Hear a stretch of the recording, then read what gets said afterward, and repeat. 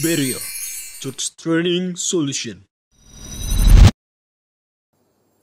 Shalom rekan-rekan sekalian, pada hari ini, di video ini, kami Berea ingin membahas mengenai satu topik yang sangat penting untuk pertumbuhan kita semua dalam segala aspek, yaitu mengenai evaluasi. Satu kali, saya sedang mengecek akan kolesterol saya. Ya, saya udah berumur di atas 30 tahun, kemudian sudah harus mulai mengecek akan kondisi darah saya. Dan kemudian satu kali, kolesterol saya ternyata sudah di angka 200, sudah di batas. Sudah mulai deg-degan rekan-rekan sekalian. Nah, akan tetapi setelah itu, ya sudah, kita pikir perbaiki pola makan. Kemudian perbaiki juga untuk aktivitas, banyak gerak, banyak jalan kaki, dan sebagainya. Tapi kemudian waktu demi waktu saya merasa ya sudah pola makan cobalah diperbaiki kira-kira. Kemudian banyak gerak ya kira-kira. Dan kemudian akhirnya tentang kolesterol itu pun terlupakan. Sudah waktu yang ngecek, saya nggak ngecek-ngecek. Ternyata kolesterol saya begitu saya ngecek itu hampir di angka 300. Serem banget. Nah, kemudian dari situ saya menyadari pentingnya ngecek bagi kesehatan jasmani kita, pentingnya evaluasi bahwa ternyata kesehatan itu tidak bisa dikira-kira. Mungkin bagi banyak orang kalau kolesterolnya tinggi mereka bilang lehernya seperti kekunci stang gitu katanya. Kemudian seperti rasanya nggak enak, pusing, di leher nggak enak.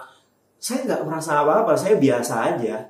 Dan dari situ kemudian akhirnya saya tersadar, iya ya, untuk kesehatan jasmani saja, kita nggak bisa mengira-ngira. Kita harus ngecek, kita harus evaluasi. Teman-teman bayangkan apabila saya kemudian lantas nggak ngecek-ngecek lagi dengan alasan, kayaknya semuanya baik-baik aja, semuanya biasa-biasa aja.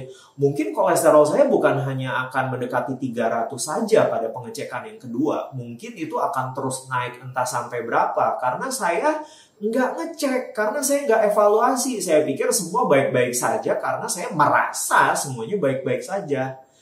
Terdengar familiar tidak dengan keadaan rohani? Dalam keadaan rohani kita, sering sekali orang Kristen atau kita lah, bukan orang lain, merasa kayaknya semuanya baik-baik saja nih.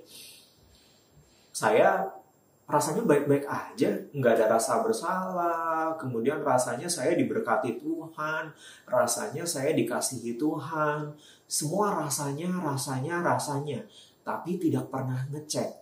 Hati-hati rekan-rekan, jangan-jangan sebenarnya seperti tadi kolesterol saya udah 200-an, kemudian saya nggak ngecek-ngecek karena ngerasa semuanya baik-baik aja, ternyata bablas terus sampai 300. Atau bahkan bisa lebih kalau saya nggak ngecek-ngecek.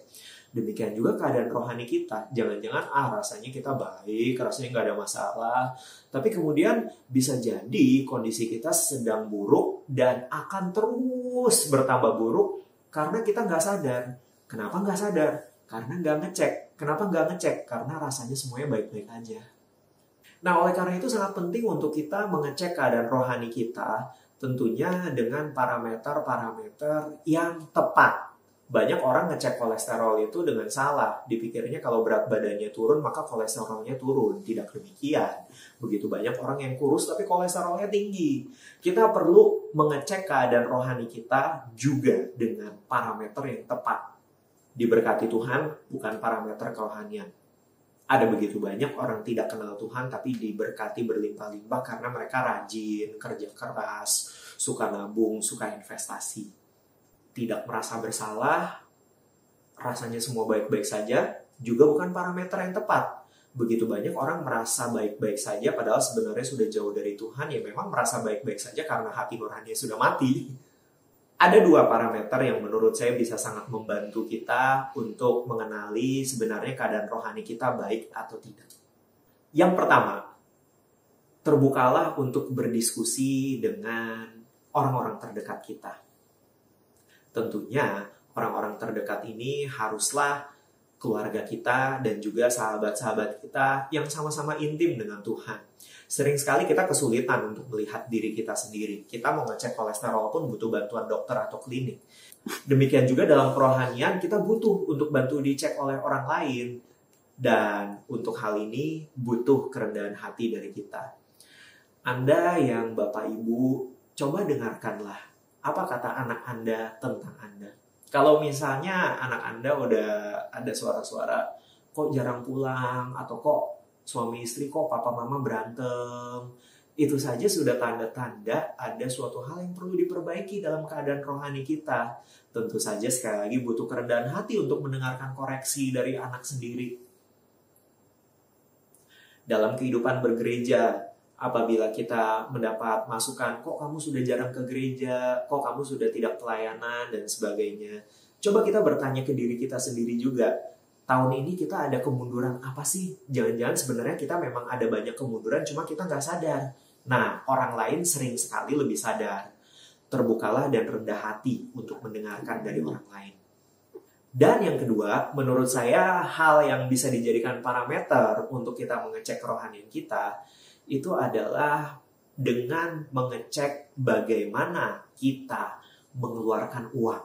Loh, apa hubungannya dengan mengeluarkan uang? Ya, karena Alkitab berkata, di mana hartamu berada, di situ hatimu berada. Kalau bagi rekan-rekan yang belum paham, saya bantu untuk menjelaskan. Ketika video ini ditayangkan, kita sedang mendekati akhir tahun. Biasanya kalau perusahaan-perusahaan ada rapat untuk mengevaluasi tiap kuartal atau tiap tahun, dan kemudian biasanya dievaluasi. Kita perusahaan lebih banyak mengeluarkan uang untuk hal-hal seperti apa sih? Perusahaan yang memang strateginya adalah untuk branding, dia akan mengeluarkan uang untuk iklan besar-besaran. Dan kemudian di akhir tahun udah bisa dievaluasi. Hey, kita sudah mengeluarkan uang seberapa banyak untuk iklan.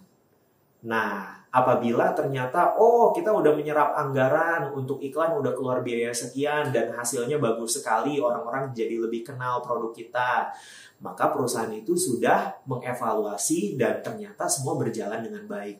Mungkin ada perusahaan lain lagi yang strateginya mengembangkan produk baru. Bisa dicek di laporan keuangan tahun tersebut. Berapa biaya yang kita keluarkan untuk mengembangkan produk baru untuk percobaan-percobaan, dan kemudian bisa dievaluasi, sudah sekian yang kita keluarkan untuk mengembangkan produk baru, kita sudah siap launching produk baru, semua sudah teruji. Dari contoh tersebut, kita tarik ke pribadi kita. Apa yang sebenarnya rekan-rekan rencanakan tahun ini? Apakah rekan-rekan merencanakan untuk tahun ini lebih intim dengan firman Tuhan? Kalau iya, pertanyaan saya, di laporan keuangan pribadi rekan-rekan sekalian, berapa banyak uang yang dikeluarkan untuk membeli buku rohani? Untuk mengikuti seminar-seminar atau webinar-webinar tentang Alkitab? Apakah cukup signifikan? Atau jangan-jangan kalau teman-teman melihat laporan keuangan pribadi kalian akan terkejut karena alih-alih untuk membeli buku rohani atau ikut seminar Alkitab, ternyata uang malah lebih banyak dikeluarkan untuk hal-hal yang tidak diperlukan. Untuk hobi, untuk senang-senang, untuk jalan-jalan.